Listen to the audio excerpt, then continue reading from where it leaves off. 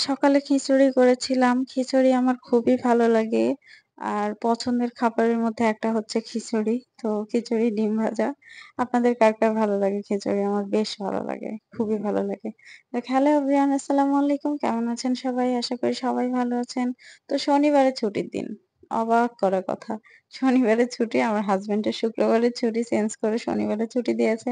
তো শনিবারে আমরা ছুটির দিন উদযাপন করি। তো সেই ছুটির দিনে কি আয়োজন করলাম সেই ভিডিও নিয়ে চলে আসলাম আপনাদের সাথে শেয়ার করতে।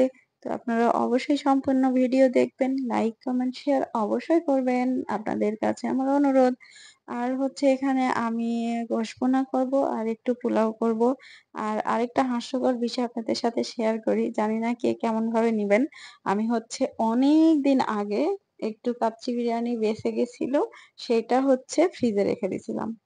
তো সেইটা আবার হচ্ছে এই পোলাওর সাথে এড করব।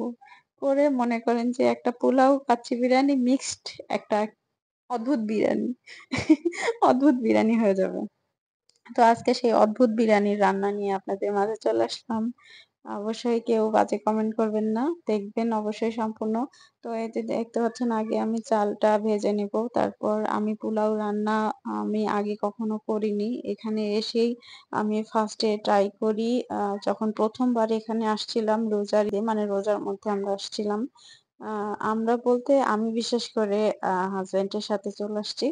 তো আসার পরে আমি রান্না করছিলাম। ১ম দিন যখন রান্না করছি এমন মানে লেটকা হইছে। মানে ওইটা পোলাও হয়নি, বিরিয়ানিও হয়নি, খিচুড়ি টাইপের হয়ে গেছে।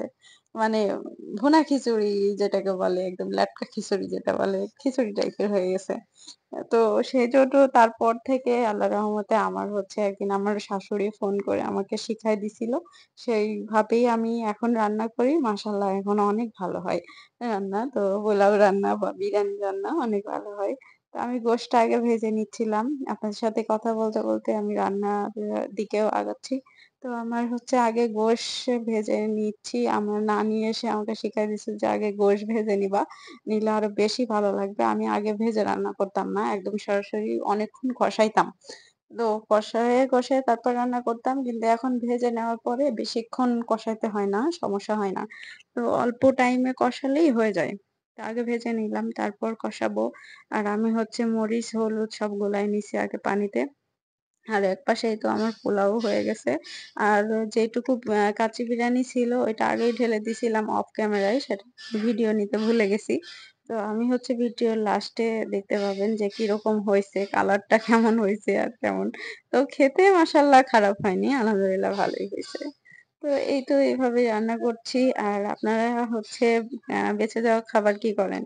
এভাবে আমার মতো অদ্ভুত বিরিয়ানি রান্না করে খান নাকি কিভাবে খান? অবশ্যই জানাবেন। আমি তো অদ্ভুত বিরিয়ানি বা কোনো তরকারি বেঁচে গেলে ওইটা ডিপ ফ্রিজে রেখে দিই। যদিও অনেকে বলে যে এভাবে খাওয়া ঠিক না। তারপর আমার মনে হয় যে আমি খাবার নষ্ট করতে ইচ্ছা করে না। ওইটা রেখে দিই আবার হচ্ছে অন্য টাইমে রান্না করি বা অন্য কোনো তরকারির সাথে রান্না করে দিয়ে দিই। তো এটা আমার ভালো হয়। আমার ভালো লাগে। জানি না কার কাছে কেমন লাগে। আমার কাছে ভালোই লাগে, খারাপ লাগে না। তো এভাবে আমি বুদ্ধি খাটিয়ে অদ্ভুত রান্নার রেসিপি করে ফেলি একটা। আমার মন যে যখন যেভাবে বলে আমি সেভাবেই রান্না করি।